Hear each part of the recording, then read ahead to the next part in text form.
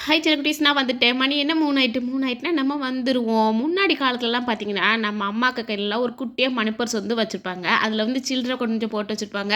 ஒரு ரூ. 5 ரூ. 10 அவங்களால முடிஞ்ச அளவு சேவிங்ஸ் பண்ணி வைப்பாங்க. அப்பாவோட பர்ஸ்லாம் பார்த்தீங்கன்னா, அதில வந்து ஏதாவது ஒரு ஃபோட்டோ இருக்கும். கொஞ்சம் கார்டு கொஞ்சம் பைசா இருக்கும். அவ்வளோதான் இருக்கும்.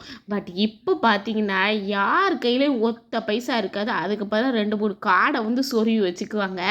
நீங்க நல்லா கவனிச்சு பார்த்தீங்கன்னா, உங்களுக்கே புரியும். ஏன் நம்மளே இப்போ கூட அப்படித்தான் இருக்கிறோம் அப்படின்னே சொல்லலாம். ஏன்னா, இன்னைக்கு நம்மளோட வாழ்க்கை வந்து ஒரு கிளிக்குக்குள்ளேயே அடங்கிருச்சு. அப்படித்தானே? மொபைல்ல ஒரு ஸ்கேன் பண்ண போறோம், பே பண்றோம், ஜாலி அவ்வளோதான் முடிஞ்சு போச்சு டன் அப்படின்னு சொல்லிட்டு தூரம் வந்துருவோம்.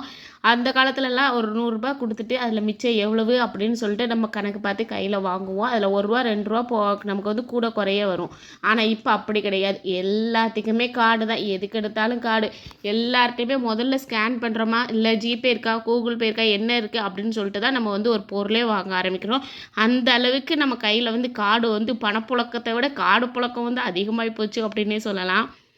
கேஷ் எடுக்கிறது கூட ஏடிஎம் போகணுங்கிற ஒரு ஃபீல் ஆகுது. ஆனா, மாச கடைசில ஒரே ஒரு கொஸ்டின் தான். கிணத்த காணோம், கிணத்த காணோங்கிற மாரி பணத்த காணோம், பணத்த காணோன்ட்டு தான் அலையிறோம். அதுக்கு ஒரே ஒரு காரணம், இந்த கார்டு நமக்குள்ள வந்தது தான். காட்டுக்குள்ள நம்ம போனா தான் தப்பு அப்படின்னு பார்த்தா, இப்போ கார்டு நம்ம கைக்குள்ள வந்ததுக்கப்புறம் தான் பெரிய தப்பாகி போச்சு போல. ஆப்பு பெருசா வச்சுட்டாங்கய்யா நமக்கு அப்படிங்கிற மாரி. எப்போ பாரு மாச கடைசில பணத்த காணோம், பணத்த காணோம், பணத்த காணோம். இதுக்கு ஒரே ஒரு சொல்யூஷன் நான் சொல்ல வந்திருக்கேன். அது என்ன அப்படிங்கிறத வீடியோ ஸ்கிப் பண்ணாம பாருங்க. அப்பதான் உங்களுக்கு ரொம்பவே இன்ட்ரெஸ்ட்டா இருக்கும். சூப்பரா வந்து வீடியோ நான் பண்ணியிருக்கிறேன். ஸோ வாங்க இப்போ வீடியோக்குள்ள போகலாம். பணம் எங்கே போச்சு? ஐயய்யோ! மண்டபத்துல இருக்க கொண்டே காணுமே! அப்படின்னு சொல்லிட்டு யோசிக்காம, யுபிஐ யூஸ் பண்ணும்போது பணம் நமக்கே தெரியாம போறதாண்டா உண்மை. அதுதான் உண்மை அப்படிங்கிறத சொல்லலாம். ஏன்னா, கேஷை கையில கொடுக்கும்போது மனசு ஒரு செகண்ட் லைட்டா வலிக்கும். ஐயய்யோ! ரூ. 100 ஜாமான் வாங்கிட்டோமா? ஐயோ! ரூ. 200 ஜாமான் வாங்கிட்டோமா? அப்படின்னு சொல்லிட்டு. பட் யுபிஐ அப்படி இல்ல. சரி அப்படியா? சரி நான் ஓகே நான் ஸ்கேனிங் இருக்கா? ஓகே. ஸ்கேனர் பண்ணி போட்டு முடிச்சுட்டு போட்டு வந்துடுறது. அவ்வளோதான். இப்போ ஒரு எக்ஸாம்பிளுக்கு வைங்களேன், ஒரு ரூ. 500 கையில இருந்துச்சுன்னு வைங்களேன், கண்டிப்பா மாத்தவே மாட்டோம். எங்க அம்மாலாம் ரூ. 50 கையில வச்சிருந்தா, ரூ. 50 மாத்தவா? ச்சே! ரூ. 50 இருந்தா நாளைக்கு ஏதாவது வாங்கிக்கலாம். இருக்கட்டும், இருக்கட்டும், இருக்கட்டும், இருக்கட்டும்னு சேர்த்து வைப்பாங்க. இதுக்கு மேல எங்க அம்மா ஒரு படி மேல. எப்படி தெரியுமா? அந்த காசுல வந்து லைட்டா மஞ்ச கலர் இருந்துருச்சுன்னு வைங்களேன், எங்க அம்மா அந்த காச மாத்தவே மாட்டாங்க. அது எத்தன வருஷம் ஆனாலும் சரி, அந்த காசு வந்து பீரோல தூங்கிக்கிட்டு தான் இருக்குமே தவிர மாத்த மாட்டாங்க. ஒரு எமர்ஜென்சிக்கு கூட அத தொட மாட்டாங்களே! அந்த அளவுக்கு வந்து அந்த மஞ்ச காசுக்கு வந்து ரொம்ப வந்து எங்க அம்மா வந்து இம்பார்ட்டன்ட் குடுப்பாங்க. இப்படியே தான் என் மாமியாரும் எனக்கு கிடைச்சிருக்காங்க. என் மாமியாரும் அதே மாரி தான். கையில மஞ்சள் கலர் காசு கிடைச்சிச்சுன்னா உடனே தூக்கி தூர வச்சுருவாங்க. ஏன் மாமியார் தூர வைக்கிறீங்கன்னா, என்ன தெரியுமா சொல்லுவாங்க? அம்மா அதெல்லாம் மாற்றக்கூடாதும்மா, மஞ்சள் கலரில் இருந்துச்சுன்னா நமக்கு வந்து வரவு வந்துக்கிட்டே இருக்குமா அப்படின்னு சொல்லுவாங்க. எனக்கு அதெல்லாம் பார்க்க ஆச்சரியமாக இருந்துச்சு. இப்போ என்னன்னா நானும் அந்த ஸ்டேஜுக்கு வந்துட்டேன் போல். நானும் இப்போ மஞ்சள் கலரில் காசு கிடச்சதா எடுத்து ஒழிச்சு வச்சுருவேன் என் வீட்டுக்காரருக்கு தெரியாமல். ஏன்னா அவர் 1008 குறை சொல்லுவார். அதனால தூக்கி ஒழிச்சு வச்சுக்கிறது. ஏன்னா அப்படியாவது நம்ம கையில் காசு தங்கட்டுமா அப்படின்னு சொல்லிட்டு. பட் ஆனால் இப்போ என்னென்னா யூபிஐ வந்ததுக்கப்புறம் கையில் காசு சேவிங்ஸ் கிடையவே கிடையாது. இப்போ நான் டாபிக்ல வருமா? எக்ஸாம்பிளுக்கு ஒரு ரூ. 500 நம்ம கையில இருக்குன்னு வைங்களேன், கண்டிப்பா நம்ம மாத்தவே மாட்டோம். இருக்கட்டும், இருக்கட்டும், இருக்கட்டும் அப்படின்னு சொல்லிட்டு வச்சுக்கிட்டே இருப்போம். ஏன்னா, இப்ப ரூ. 500 மாத்துனா என்னத்துக்கு ஆகுறது? ரூ. 500 மாத்திட்டு பஜாருக்கு போனோம்னா, திரும்பி வரும்போது ரூ. 5 கூட கையில இருக்காது. அப்படித்தானே? எதையாவது ஒண்ண வந்து கண்டிப்பா வாங்கிட்டே வந்துருவோம். அதே இது நம்ம வந்து மாத்த வேண்டாம் இருக்கட்டும். இன்னும் என்னைக்காவது ஒரு நாள் நமக்கு வந்து உதவும். ரூ. 500 மாத்தி ஜாமான் வாங்கணுமா, இந்த ரூ. 10க்குள்ள வாங்கிட்டு வந்துருவோம், ரூ. 20க்குள்ள வாங்கிட்டு வந்துருவோம்னு சொல்லிட்டு சொல்லுவோம் பார்த்தீங்களா?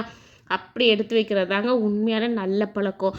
இதுவே நம்ம வந்து யூபிஐன்னு வைங்களேன், யோசிக்க வேண்டிய அவசியமே இல்ல. டக்கு டக்கு டக்கு டக்குன்னு ஒரு கிளிக்ல எல்லாத்தையுமே முடிச்சிடுறோம்.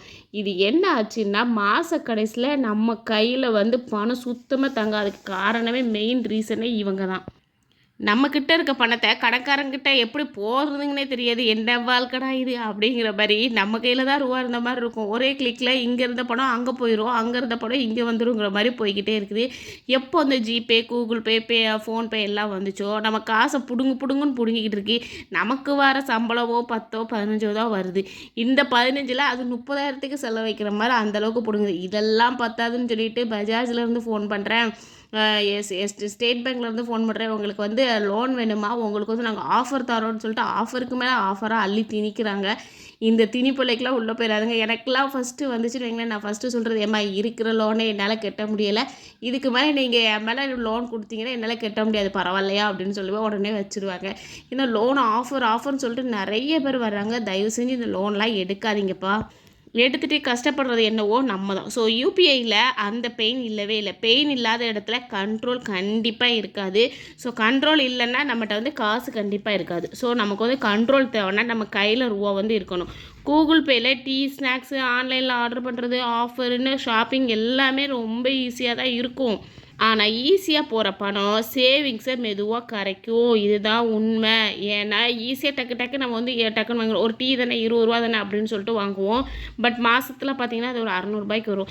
ஸ்நாக்ஸ் தானே ஒரு நாளைக்கு 30 ரூபாய்க்கு வாங்குவோம் அப்படின்னு சொன்னால் மாதம் 900 ரூபாய் வந்துடும். இதைத்தான் நாங்கள் சொல்கிறது. ஏதாவது ஒரு பொருளை ஆர்டர் போடுவோம் அப்படின்னு சொல்லிட்டு ஆர்டர் பண்ணுவோம். இதே ஜிபேயில் பண்ணால் கொஞ்சம் கம்மியாக தானே போகும்னு சொல்லிட்டு கம்மியாக இருக்குன்னு சொல்லிட்டு போடுவோம். பட் அது வந்து ஒரு பெரிய பிளான் பட்ஜெட்டில் வந்து வந்துடும். ஸோ அதனால் இந்த மாதிரி யூபிஐ யூஸ் பண்ணும்போது கொஞ்சம் யோசித்து யூஸ் பண்ணுங்கள்.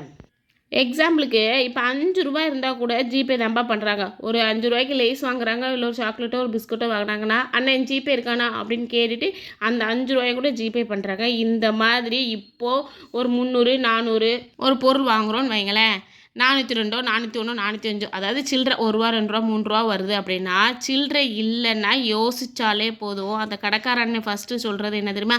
பரவாயில்ல தம்பி இருக்கட்டும் அப்படின்னு சொல்லிட்டு பெருந்தன்மையே சொல்லுவாங்க.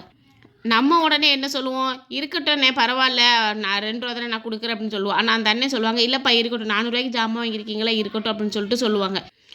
ஆனால் யூபிஐன்னு வைங்களேன், அந்த காசு அப்படியே போட்டு விடணும், வேறு வழியே இல்லை. ஏன்னா அவங்ககிட்ட போய் 1 ரூபாய்க்கு 2 ரூபாய்க்கும் கேட்க நமக்கு கொஞ்சம் கூச்சமாகவும் இருக்கும். அண்ணன் ஒரு 2 ரூபா குறைச்சிக்கங்கண்ணா, 400 ரூபா ரவுண்டாக போடட்டா அப்படின்லாம் சொன்னோன்னா அவங்க ஏதாவது அதாவது எப்படி சொல்கிறது, மேலே எங்கேயும் பார்ப்பாங்க, ஏற இறக்க நம்மளை தான் பார்ப்பாங்க. அதுக்கு பதிலாக நம்ம என்ன பண்ணணும்? கையில் ரூபாய் கொண்டு போயிட்டா ரொம்பவே ஈஸி. ஏன்னா எல்லா கடைக்காரனுமே ரொம்ப பெருந்தன்மையாக நடந்துப்பாங்க. எல்லாரும் அதாவது எங்கள் கடை பக்கத்தில், நான் எங்கள் ஊர் பக்கத்தில் இருக்கவங்கள சொல்கிறேன், நான் வெளியூருக்குள்ளே எப்படி இருப்பாங்கன்னு எனக்கு தெரியல. இங்கெல்லாம் கூட ஒரு 5 ரூபா 10 ரூபான்னா சரிம்மா பரவாயில்லம்மா இருக்கட்டும்மா அப்படிம்பாங்க. அதே மாதிரி எந்த அக்கா கடையாக இருந்தாலும் சரி, பரவாயில்லம்மா நீ அடிக்கடி வர்றவ தானே, பரவாயில்ல அடுத்த வாட்டி பார்த்துக்கலாம் அப்படின்னு சொல்லிட்டு விடுற ஆட்களாக தான் இருப்பாங்க. இதே ஜிபேன்னா நம்ம அந்த 250 ரூபானா 252 இருந்தாலும் 252 அப்படியே தான் போடணும், 402 இருந்தாலும் 402 அப்படியே தான் போடணும். ஸோ கேஷை விட கார்டு நம்ம கையில் இருக்க காசை ஈஸியாக பிடுங்கிட்டு போயிடும். கேஷில் பணம் கண்ணுக்கு தெரியும் கண்டிப்பாக. பார்த்தீங்களா, நம்ம பர்ஸை திறந்து பார்த்தா இப்போ எவ்வளோ இருக்குது நம்ம வந்து எண்ணி பார்த்து நம்ம எடுத்து வச்சுருவோம். யூபிஐயில் பணம் கண்ணுக்கே தெரியாது, என் மனசுக்கு கூட தெரியாது. அந்தளவுக்கு அது வந்து பிடுங்கிட்டே போயிடும்.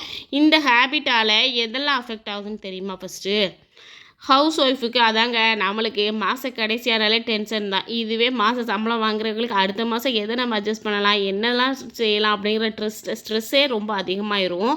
குழந்தைகளோட ஃப்யூச்சர் பற்றிய பிளான் வந்து ரொம்பவே அதிகமாகிடும். ஐயோ இப்படி நமக்கு வந்து காசு செலவாகிட்டே போதே, கையில் ரூபா நிற்கவே மாட்டேங்குது, என்ன தான் பண்ணன்னு தெரியலையே அப்படின்னு சொல்லிட்டு.